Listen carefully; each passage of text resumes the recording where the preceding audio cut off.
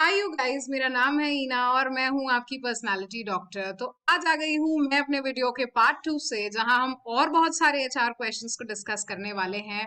इससे पहले हम स्टार एनालिसिस के बारे में डिस्कस कर चुके हैं, how to make a presentation के बारे में डिस्कस कर चुके हैं, और बहुत सारे इंपॉर्टेंट इंटरव्यू क्वेश्चंस यानी बेसिक कॉमन इंटरव्यू क्वेश्चंस को हम डिस्कस कर चुके हैं। और इसके साथ ही साथ हमने बॉडी लैंग्वेज पे बात करी है। तो अभी तक जो हमने बात करी है यानी पार्ट 1 जो पूरा अभी डिस्कस हुआ है, ये सारा कुछ आपके इंटरव्यू रिलेटेड है। तो मेक श्योर कि आप इन सारे वीडियोस को गो थ्रू करें, क्योंकि कहीं ना कोई वीडियो आपके इंटरव्यू में कैसे काम आ जाएगी आपको पता भी नहीं चलेगा। ठीक है, सो मेक श्योर कि आप पुरानी सारी वीडियोस पे जाएं, स्टार एनालिसिस को देखें, बेसिक इंटरव्यू क्वेश्चंस देखें। इनफैक्ट आप अपना इंट्रोडक्शन कैसे दे सकते हैं इस पे भी एक वीडियो बना हुआ है। मेक श्योर कि आप ये वीडियोस को जरूर देखें। और इसी के साथ हम हमारे अगले पार्ट पे आ जाते हैं। And it goes like, as you go into this interview, understand the fate that it is in your hands to believe in yourself, and your potential and the success shall be yours. ये एक बहुत important coat है जो आपको ये बताएगा कि आप जो है ना अपने इंटरव्यू में कितना अच्छा कर सकते हैं। ये आपके हाथों में है, ये फेट आपके हाथों में है कि आप अपनी पोटेंशियल को कैसे अपनी सक्सेस में बदल सकते हैं, और अपनी सक्सेस को कैसे एक अच्छे इंटरव्यू में बदल सकते हैं। I am convinced that life is 10% of what is happening to me and 90% of how I am reacting to it. यानी आप अपनी लाइफ के लिए कितना प्रैक्टिस कर रहे हैं, कितना रिहर्स कर रहे हैं, ये 90% जो है ये इस बात को डिस्क्राइब कर देता है। 90% अगर हम देखें तो यही इंपॉर्टेंट है कि आपकी लाइफ में आपने क्या किया है, ये बहुत ज्यादा जरूरी है, किस चीज को प्रैक्टिस करा है। और यही सारी चीजों को हम बेसिकली हम यही सारी चीजों को इसी तरीके से रिएक्ट कर सकते हैं कि किस तरीके से आपकी लाइफ कैसे मॉनिटर होगी। ठीक, तो अब हम आ जाते हैं हमारे क्वेश्चन राउंड के साथ, और हमारा पहला क्वेश्चन है, how do you deal with the clients? So talk about how will you deal with the clients if some clients are given to you. अगर आपको कोई क्लाइंट दे दिया जाता है, अगर आप कस्टमर एग्जीक्यूटिव में जाते हैं या इसके अलावा आप कभी आईटी में भी जाते हैं, आईटी फील्ड में भी, तो आपको कभी ना कभी क्लाइंट से डील करना पड़ सकता है।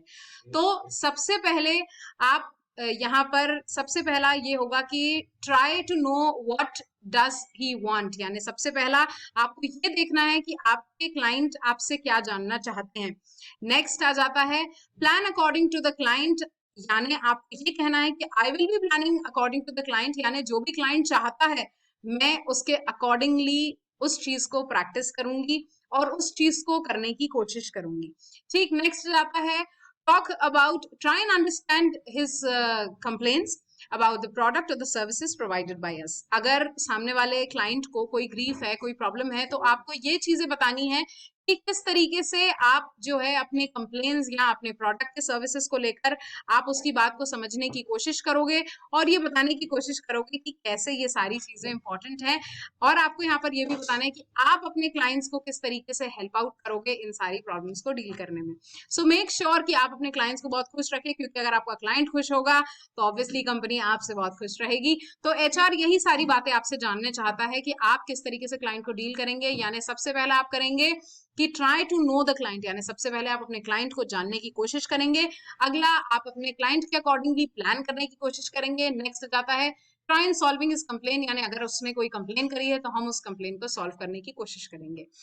नेक्स्ट क्वेश्चन आ जाता है whose growth is more important to you, the growth of the company or your personal growth। ये बहुत ट्रिकी क्वेश्चन है। तो आपको जब ये इस तरीके का कोई ट्रिकी क्वेश्चन पूछेगा तो आप यही कहेंगे कि मेरे लिए कंपनी की ग्रोथ ही तो इम्पोर्टेंट है। ठीक है, ये हम जानते हैं कि आपके लिए आपकी पर्सनल ग्रोथ बहुत ज्यादा जरूरी है, और ऑब्वियसली अगर आपको सैलरी में हाइक मिलेगा तो आप कंपनी के लिए और ज्यादा काम करना चाहेंगे। ठीक है, बट अगेन कंपनी कब ग्रो करेगी, कैसे, जब कंपनी ग्रो करेगी तो ऑटोमेटिकली, जब अगर कंपनी 1 करोड़ से 2 करोड़ पे आ जाएगी तो ऑब्वियसली आपकी भी सैलरी इंटू 2 हो ही जाएगी। ठीक है, तो आपको यहाँ पर किस तरीके से आंसर करना है इस चीज को, तो आप यहाँ पर अपने अपने आंसर को इस तरीके से कहेंगे that I would definitely say that the growth of the company is important to me। Please इस ट्रिकी क्वेश्चन में ना फंसे, ये बिल्कुल भी ना कहें कि मेरी ग्रोथ बहुत ज्यादा जरूरी है। डेफिनेटली आपकी ग्रोथ बहुत ज्यादा जरूरी है, पर सबसे ज्यादा इंपॉर्टेंट यही है कि आप क्योंकि कंपनी के लिए काम कर रहे हैं और कंपनी यही बात सुनना चाहती है कि आप कंपनी के लिए कितने डेडिकेटेड हो सकते हैं और आप कंपनी के लिए कितना अच्छा काम कर सकते हैं। तो आपको यहाँ पे यही सारी बात बतानी है कि आप कंपनी के लिए कैसे ग्रो कर सकते हैं, कंपनी के कैसे काम आ सकते हैं। तो आपको यहाँ पर बिल्कुल भी ये नहीं कहना कि मेरी पर्सनल ग्रोथ बहुत ज्यादा जरूरी है, ये सिर्फ बात आप अपने मन तक ही रखेंगे, ठीक है। उसके बाद as and when the company grows I feel I am growing, यानी आपने बहुत अच्छे तरीके से इसको अपन ने बहुत अच्छे से स्लाइड कर दिया इस क्वेश्चन को, सेइंग जब भी कंपनी ग्रो करेगी तो ऑटोमेटिकली ये मेरी ग्रोथ होगी। Company is more like a family to me. आपने यहाँ पे ये भी कह दिया, एक इमोशनल अपना एस्पेक्ट दे दिया, सेइंग कि कंपनी जो है ये मेरे परिवार की तरह है और अगर मेरा परिवार बढ़ेगा तो ऑटोमेटिकली मैं भी बढ़ूंगी, ठीक। So automatically if the company grows I will grow too, यानी आपने यहाँ बहुत अच्छे से बता दिया कि अगर मेरी कंपनी ग्रो करेगी तो मैं भी ग्रो करूंगा और ये मेरे लिए सबसे ज्यादा इंपॉर्टेंट है। ओके, सो अब हम आ जाते हैं हमारे अगले सवाल के साथ। कई बार इंटरव्यू में ये क्वेश्चन किया जाता है, talk about the 3 most important ingredients of success, यानी आपके लिए सक्सेस किन 3 चीजों से बना हुआ है। इंग्रेडिएंट्स मतलब जैसे हम खाना बनाते हैं तो इंग्रेडिएंट सॉल्ट होता है, ऑयल होता है या मिर्ची होती है फॉर एग्जाम्पल, तो ये इंग्रेडिएंट्स होते हैं, ठीक है। तो आपके लिए क्या गुड कॉम्बिनेशंस हैं जो सक्सेस को डिफाइन करते हैं। तो सबसे पहला आ जाता है डिसिप्लिन। मेरे हिसाब से जो मेरी, अगर अगर आप मुझसे पूछें तो I will say 3 things. The first is discipline. मेरे लिए डिसिप्लिन बहुत ज्यादा जरूरी है। जो इंसान डिसिप्लिन होता है वो ऑटोमेटिकली पंक्चुअल भी कहीं ना कहीं हो ही जाता है, अपने काम को लेकर वो डेडिकेटेड हो ही जाता है, ठीक।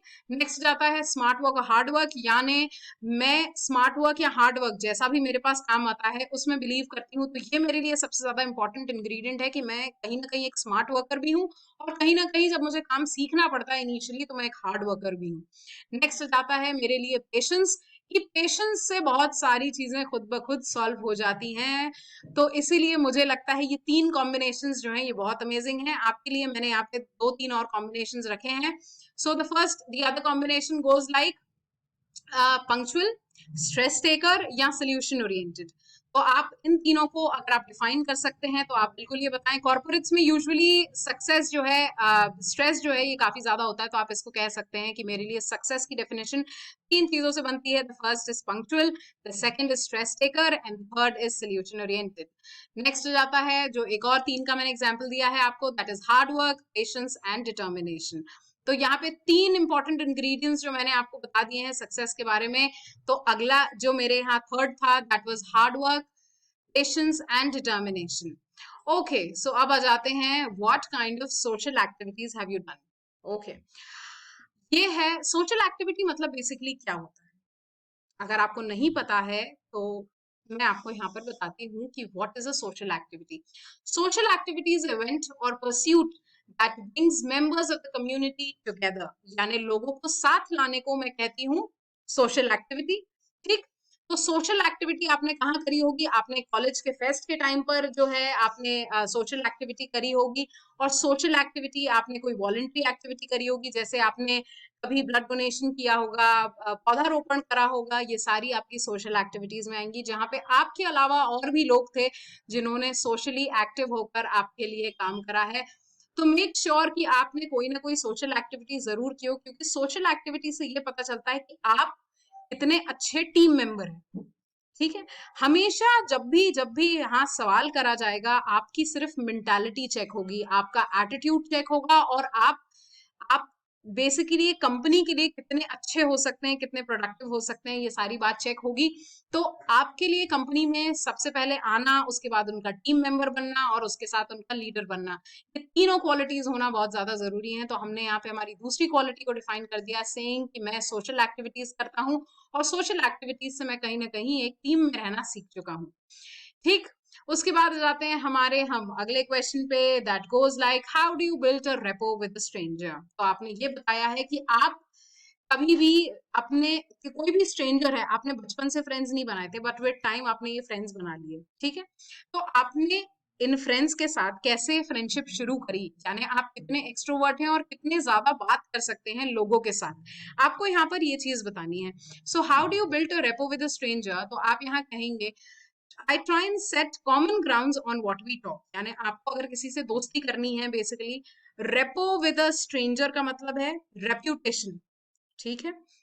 मेक श्योर कि आप कंफ्यूज ना हो, आपने किस तरीके से एक रेप्यूटेशन बनाई है स्ट्रेंजर के साथ और उससे दोस्ती करी है, वो ये जानना चाहते हैं। यानी आप कितने एक्सट्रोवर्ट हैं और आप कंपनी में कितने जल्दी कंफर्टेबल हो जाएंगे, या कितने जल्दी आप आसानी से सब लोगों को अपना दोस्त बना लेंगे और कितनी जल्दी काम सीख जाएंगे। अगर आप दोस्त अच्छे जल्दी बनाना जानते हैं तो आप काम भी जल्दी सीख जाएंगे। बेसिकली इस क्वेश्चन का अप्रोच यही है।